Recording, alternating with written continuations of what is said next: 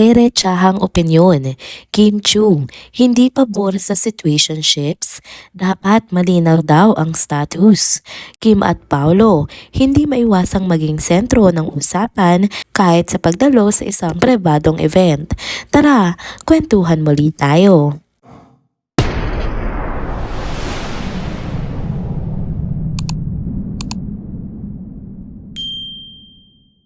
Hello mga ka-trenders! Welcome back muli sa ating channel. Kung bago pa lamang kayo dito, huwag nang kalimutang mag-like, mag-subscribe at i-hit na rin ang bell notification para lagi kayong updated sa mga balitang trending at napapanahon. Happy Wednesday mga ka-trenders!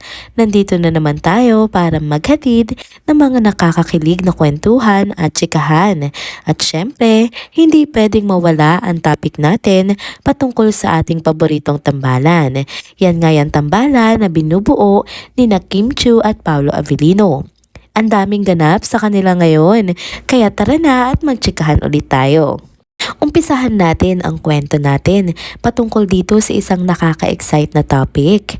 Naalala nyo ba ang naging usapan ni Kim Chu at Vice Ganda sa segment ng It's Showtime na Sexy Babe? Habang ang topic kasi patungkol sa relasyon, hindi lang basta tsikahan ang nangyari, kundi isang malalim na usapan patungkol sa mga no-label relationships o mas kilala nga sa tawag na situationships. Iba talaga ang pananaw ni Kim Chu pagdating sa buhay at love life. Ramdam mo na marami na nga siyang natutunan mula sa mga nakaraan niyang relasyon. Kaya't parang isang eksperto na siya sa mga ganitong usapin. Kumbaga kung ang dating mga relasyon niya ay parang first step pa lang sa pagpapalalim ng kanyang pananaw, ngayon ay seasoned na siya pagdating sa mga bagay na may kinalaman sa buhay pag-ibig. Kaya't hindi na ako nagtaka nang tanungin nga siya ni Vice Ganda patungkol sa situationships. Nagbigay siya ng mga matitinding opinyon at ang sabi nga niya, hindi siya pabor sa relasyon na walang label. Ang tanong kasi sa kanya ni Vice Ganda kung mahirap daw ba yung situationship. Sabi naman ni Kim, dapat daw may label kasi yung mga canned goods nga may mga label eh. Kumbaga parang kay Kim, kung ang mga bagay na binebenta nga sa tindahan may label, bakit ang relasyon pa kaya, 'di ba? Para sa kanya, mahalaga na malinaw kung ano ba talaga ang status ng isang relasyon. Hindi nga lamang si Kim ang may ganitong pananaw dahil pati si Vice Ganda ay sang-ayon din sa kanya. Sabi ni Vice, tama, pati canned goods may mga level na, 'di ba? Kaya mahalaga ang label para alam mo kung may expiration o wala. Tugon naman yun ni Vice. Kung ganun nga naman, may point din, 'di ba? Kung ang mga bagay sa paligid natin, pati na rin yung mga produkto na kinakain natin ay may mga label para alam natin kung anong klaseng produkto at kung kailan ito mag-expire, mas lalong importanteng magkaroon ng klarong label ang mga relasyon natin sa ating mga kapwa. Kaya sure na sure ako na kung ano man ang meron nga kina Kim at Paolo Avellino ngayon, may label yon ha. Walang uncertainties kundi clear ang lahat. Speaking of love naman, super exciting din ang mga susunod na events na kinabibilangan pa din ni Kim Chu at Paolo Avellino. Alam nyo bang ready na silang magpakilig sa lahat sa darating na March 26 para sa pelikula nilang My Love Will Make You Disappear? Oo, tama ang narinig nyo. Tapos na ang shooting ng pelikula at sure na rin ang playdate nito. Kaya't abangan natin ang kanilang tambalan sa big screen.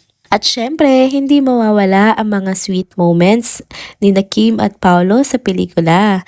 Kamakailan nga lamang, nag-release ang Star Cinema ng ilang in-character photos ni Kim at Paolo na siguradong nagpakilig nga sa lahat ng mga fans. Hindi lang sa mga fans nila ha, kundi pati na rin sa mga hindi pa nakakapansin sa chemistry nilang dalawa.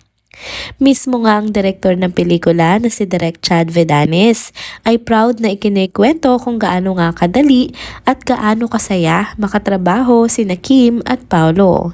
Ayon sa kanya, sobrang natural ng chemistry nila kaya't madali na silang magtrabaho bilang magka-love team. Sabi niya, sobrang easy pagdating sa kilig. Sobrang natural na doon sa dalawa. They're one of the easiest love teams I've worked with. Dagdag pa ni Direk Chad sa isang interview interview kay MJ Felipe. At kung yung mga nakakatrabaho nila ay nasasabi yan, imagine how the fans feel, di ba? Tuloy-tuloy na nga ang kasiyahan at kilig sa tambalang Kim Chiu at Paolo Avellino at wala nang makakapigil pa sa patuloy nilang pagpapakita na magmamahal at pagpapakilig sa bawat proyekto nila. So keep on supporting our Kim Pao, mga ka-chenders at ka-Kim Pao dahil marami pang ang magagandang surprises na naghihintay para sa ating lahat.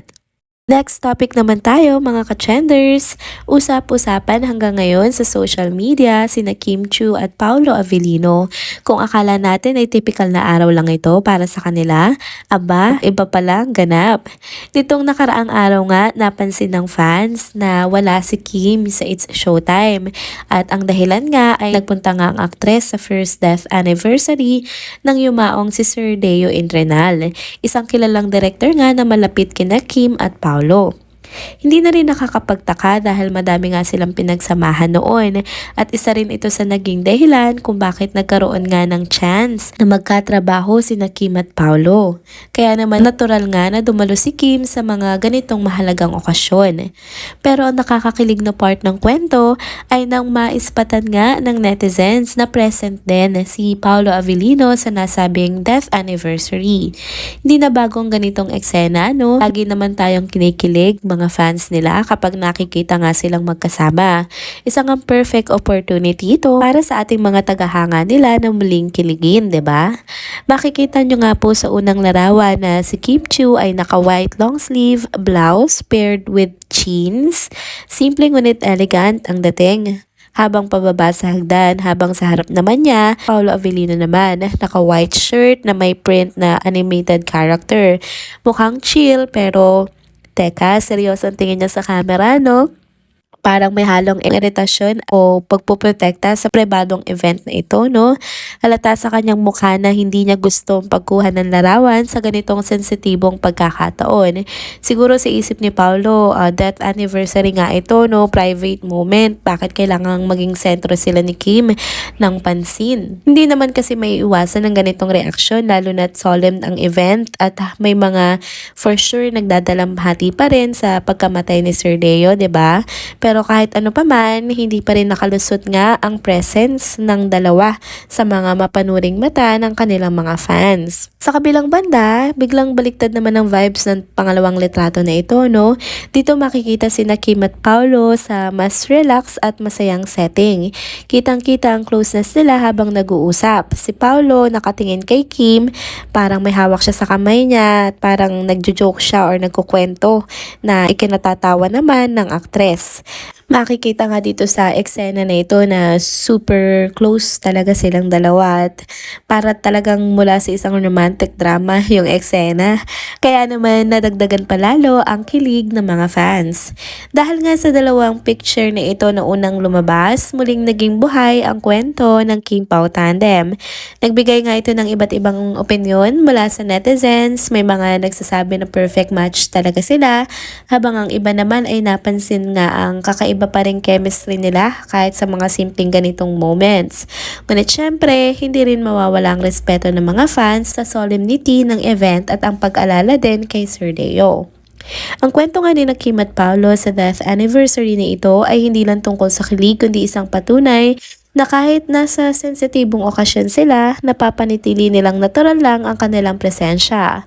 Ang kanilang samahan, maging professional man or personal, ay patuloy na nagiging dahilan kung bakit hindi maiwasan ng mga fans na mas mahalin pa sila bilang tandem. And there you have it mga ka-trenders, dito na po muna nagtatapos ang ating isa na namang trending video update. Salamat sa inyong pagsubaybay at pagsama sa akin hanggang sa dulo ng video na ito. Pero bago kayo umalis, huwag niyo pong kalimutang mag-like, mag-comment, mag-subscribe at i-hit na rin ang bell notification para lagi kayong updated sa mga balitang trending at napapanahon.